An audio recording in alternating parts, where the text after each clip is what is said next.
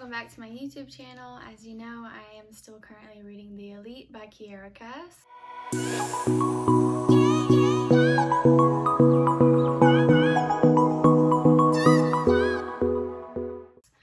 Sorry, I'm looking a little rough today. Wedding is in 18 days, so your girl is stressed to the max. Anyway, let's go ahead and get into it. When Sylvia asked what I would need for my presentation, I told her a small desk for some books and an easel for a poster I was designing. She was particularly excited about my poster. I was the only girl here with any true experience making art. I spent hours writing my speech onto note cards so I wouldn't miss anything.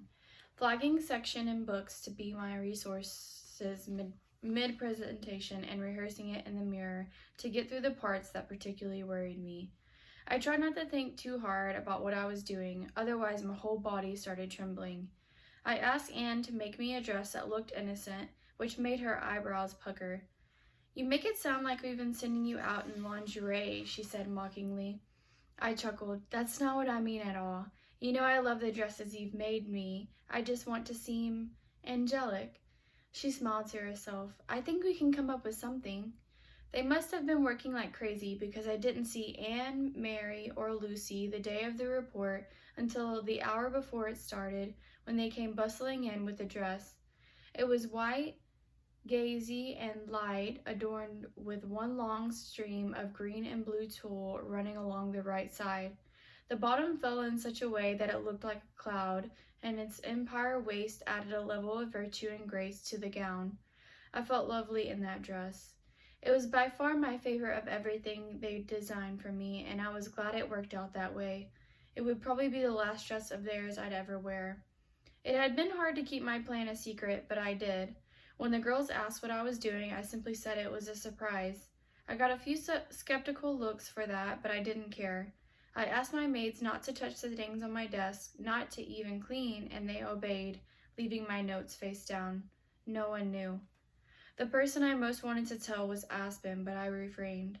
Part of me feared he would talk me out of it and I would cave. Another part feared he would be too far gung-ho. As my maids worked to make me look beautiful, I stared into the mirror and knew I was walking into this alone. And that was for the best. I didn't want anyone, not my maids, not the other girls, and especially not Aspen, to get in trouble for my actions. All that was left to do was to put things in order. "And Mary, would you please go get me some tea?" They looked at each other. "Both of us?" Mary clarified. "Yes, please." They looked suspicious but curtsied and left at the same time. Once they were gone, I turned to Lucy. "Sit with me," I invited, pulling her down to the padded bench on which I was sitting. She complied, and I asked her simply, "Are you happy?" "Miss? You've seemed kind of sad lately. I was wondering if you were all right." She dropped her head. "Is it that obvious?" "A little," I admitted, wrapping my arm around her and holding her close. She sighed and placed her head on my shoulder. I was so happy that she forgot the invisible boundaries between us for a moment. "Have you ever wanted something you couldn't have?" I snorted. "Lucy, before I came here, I was a 5. There were too many things I couldn't have to bother counting." In a very un-Lucy-like manner, a single tear fell to her cheek. "I don't know what to do. I'm stuck." I straightened up and made her face me. "Lucy, I want you to know I think you can do anything, be anything. I think you're an amazing girl." She gave me a weak smile. "Thank you, miss." I knew we didn't have much time. "Listen, I need you to do something for me. I wasn't sure if I could count on the others, but I'm trusting you." Though she looked confused, I could tell she meant it when she said anything. I reached over to one of the drawers and pulled out a letter. "Could you give this to Officer Lager?" "Officer Lager?" I wanted to tell him thank you for how kind he's been, and I thought it might be inappropriate to give him a letter myself, you know? It was a lame excuse, but it was the only way I could explain to Aspen why I did what I was going to do and to tell him goodbye. I assumed I wouldn't have much time in the palace after tonight. "I can get this to him within the hour," she said eagerly. "Thank you." Tears threatened to come, but I pushed them down. I was scared, but there were so many reasons this needed to be done. We all deserve better. My family, Marley and Carter, Aspen. Even my maids were all stuck because of Gregory's plans. I would think of them. When I walked into the studio for the report, I was clutching an armful of marked books and a portfolio for my poster. The setup was the same as always. The kings, queens, and Maxon's seats right near the door, the selected in seats on the left, but in the middle, where there was usually a podium for the king to speak at, or a set of chairs for interviews, there was a space for our presentations instead. I saw a desk and my easel, but also a screen that I assumed someone was showing slides on. That was impressive. I wondered who had found the resources to go that far. I went over to the last open chair next to Celeste, unfortunately, and placed my portfolio beside me, keeping my books on my lap. Natalie had a few books too, and Elise was reading through her notes over and over. Chris was looking towards the sky and appeared to be reciting her presentation mentally. Celeste was checking her makeup. Sylvia was there, which sometimes happened when we had to discuss something she'd briefed us on, and today she was beside herself. This was probably the hardest we'd worked to date, and it would all reflect back on her. I inhaled sharply. I'd forgotten about Sylvia. Too late now. "You look beautiful, ladies. Fantastic," she said as she approached. "Now that you're all here, I want to explain a few things. First, the king will get up and give a few announcements, and then Gavril will introduce the topic of the evening, your philanthropy presentations." Sylvia, usually a level-headed, palace-hearted machine, was giddy. She was actually bouncing as she spoke. "Now, I know you've been practicing. You have 8 minutes, and if anyone has a question for you afterward, Gavril will facilitate that. Remember to stay alert and poised. The country is watching you. If you get lost, take a breath and move on. You're going to be wonderful. Oh, and you'll be going in the order in which you're seated, so Lady Natalie, you're first, and Lady America will be last. Good luck, girls." Sylvia skipped off to check and double-check things, and I tried to calm myself. Last. I guess that was a good thing. I suppose Natalie had it worse by being first up. Looking over, I saw her breaking into a sweat. It must be torture for her to try and focus like that. I couldn't help but stare at Celeste. She didn't know I'd seen her and Maxon, and I kept wondering why she never told anyone about it. The fact that she kept it to herself led me to believe it wasn't the first time. That made it so much worse. "Nervous?" I asked, watching her pick at something on her nail. "No, this is a stupid idea, and no one really cares. I'll be glad when it's over, and I'm a model," she said, finally looking at me. "I'm naturally good at being in front of an audience." "You do seem to have mastered how to pose," I mumbled. I could see the wheels turning as she tried to weed out the insult in there. She ended up rolling her eyes and looking away. Just then the king walked in with the queen by his side. They were speaking in whispers, and it looked very important. A moment later, Maxon entered, adjusting his cufflinks as he made his way to his seat. He came across so innocent, so clean in his suit, I had to remind myself that I knew better. He looked over at me. I wasn't going to be intimidated and turn away first, so I stared back. Then, tentatively, Maxon reached up and tugged at his ear. I slowly shook my head with an expression that conveyed we would never speak again if I had anything to do with it. A cold sweat broke out on my entire body as the presentation started. Natalie's proposal was short and slightly misinformed. She claimed that everything the rebels were doing was hateful and wrong, and their presence should be outlawed to keep Ilia's provinces safer. We all stared at her quietly once she was done. How did she not know that everything they did was already considered illegal? The Queen's face in particular seemed incredibly sad as Natalie sat back down. Elise proposed a program that would involve members of the upper caste getting involved in a pen pal type of relationship with people in New Asia. She suggested it would help strengthen the bonds between our countries and aid in ending the war. I wasn't sure that it would do any good, but it was a fresh reminder to Maxon and the public of the reasons she was still here.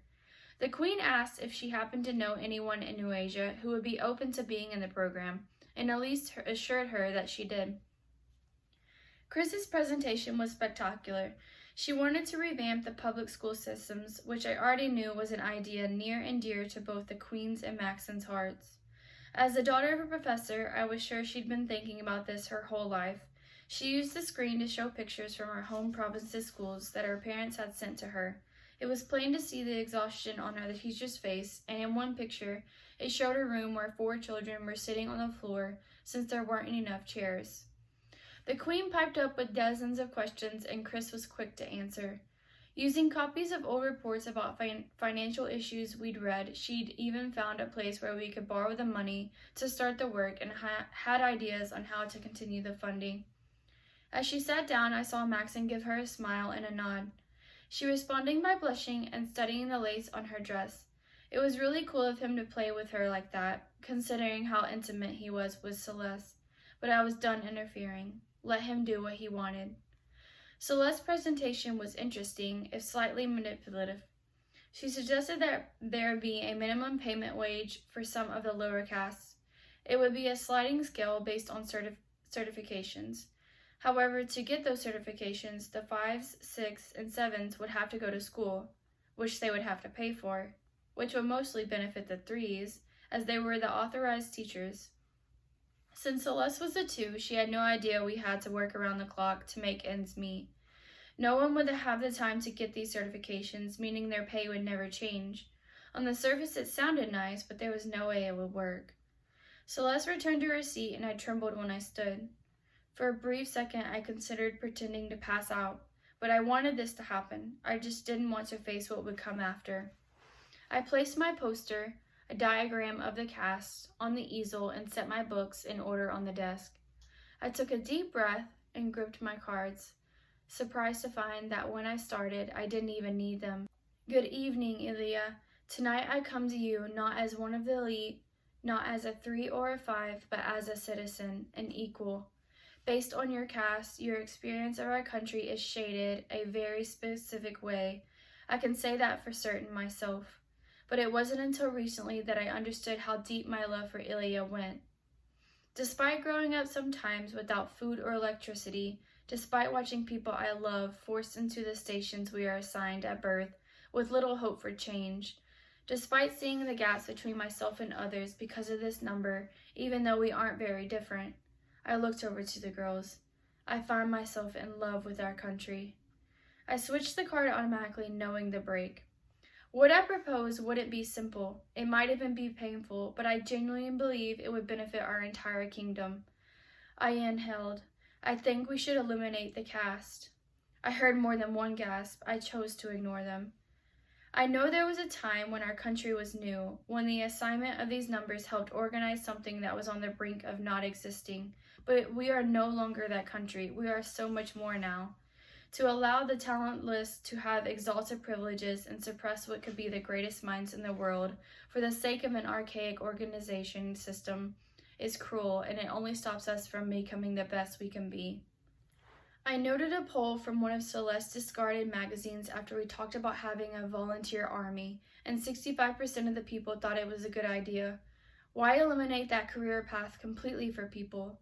I also cited an old report we had studied about the standardized testing in the public schools. The article was slanted, stating that only 3% of 6s and 7s tested to elevated levels of intelligence, and since it was so low, it was clear they were intended to stay where they were. My argument was that we ought to be ashamed that those people are stuck digging ditches when they could be performing heart surgeries. Finally, the daunting task was nearly over. Perhaps our country is flawed, but we cannot deny its strength.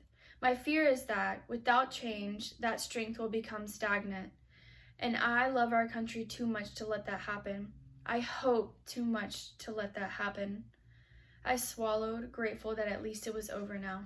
Thank you for your time, I said, and turned slightly toward the royal family. It was bad. Maxon's face was stony again, like the way he'd looked when Marley was caned. The Queen averted her eyes, looking disappointed. The King, however, stared me down. With so much as a blink, he focused in on me. "And how do you suggest we eliminate the caste?" he challenged. "Just suddenly take them all away?" "Oh, I don't know."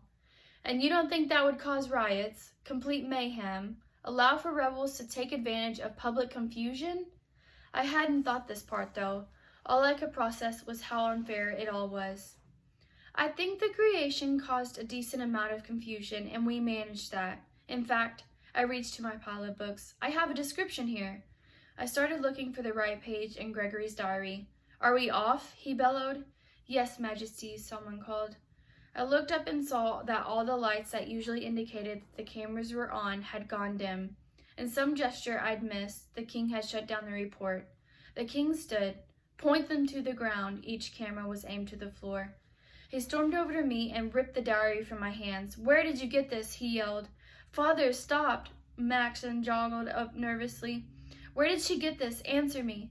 Maxon confessed. "From me. We were looking up what Halloween was. He wrote about it in the diaries, and I thought she'd like to read more." "You idiot," the king spat. "I know I should have made you read these sooner. You're completely lost. You have no clue of the duty you have." "Oh, no. Oh, no, no, no." "She leaves tonight," King Clarkson ordered. "I've had enough of her." I tried to shrink down, distance myself from the king as much as I could without being obvious. I tried not to even breathe too loudly.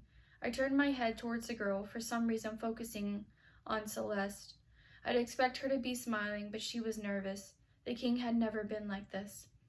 "You can't send her home. That's my choice, and I say she stays," Maxon responded.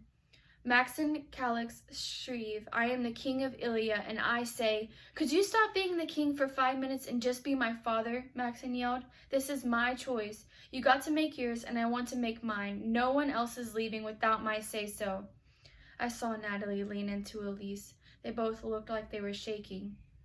"Amberly, take this back to where it belongs," he said, shoving the book in her hand. She stood there, nodding her head but not moving. "Maxon, I need to see you in my office." I watched Maxon, and maybe I only imagine it, but it looked like panic flickered briefly behind his eyes. "Or," the king offered, "I could simply talk to her." He gestured over me. "No," Maxon said quickly, holding up a hand in protest. "That won't be necessary, ladies," he added, turning to us. "Why don't you all head upstairs? We'll have dinner sent to you tonight." He paused. "America, maybe you should go ahead and collect your things, just in case." The king smiled, an eerie action after his recent explosion. "Excellent idea. After you, son." I looked at Maxon, who seemed defeated. I felt ashamed. Maxon opened his mouth to say something, but in the end he shook his head and walked away. Chris was wringing her hands, looking after Maxon. I couldn't blame her. Something about all of this seemed menacing. "Clarkson," Queen Amberly said quietly. "What about the other matter?" "What?" he said in irritation. "The news," she reminded him. "Oh, yes." He walked back toward us. I was close enough that I decided to retreat back into my chair, afraid of being out there all alone again. King Clarkson's voice was steady and calm. "Natalie, we didn't want to tell you before the report, but we've received some bad news." "Bad news?" she asked, fiddling with her necklace, already too anxious.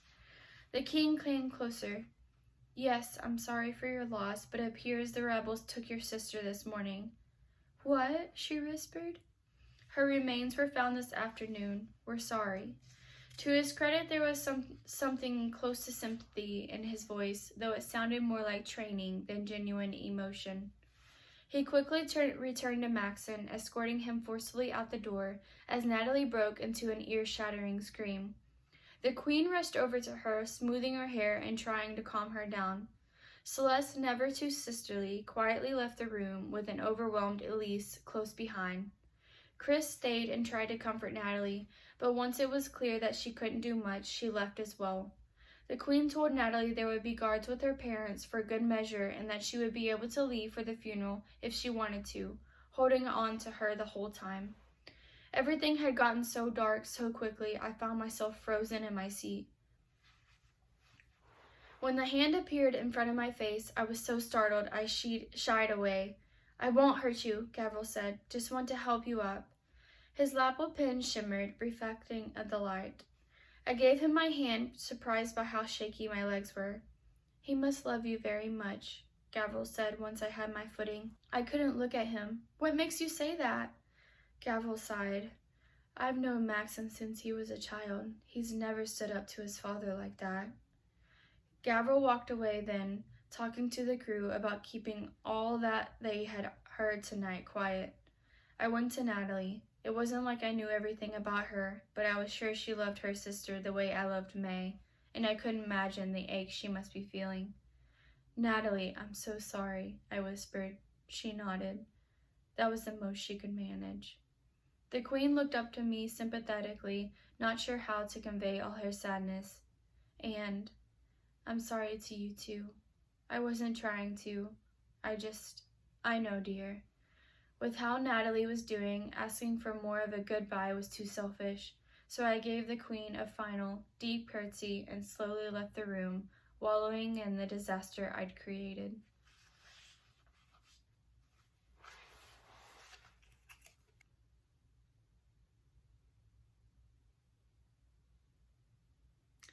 Wow.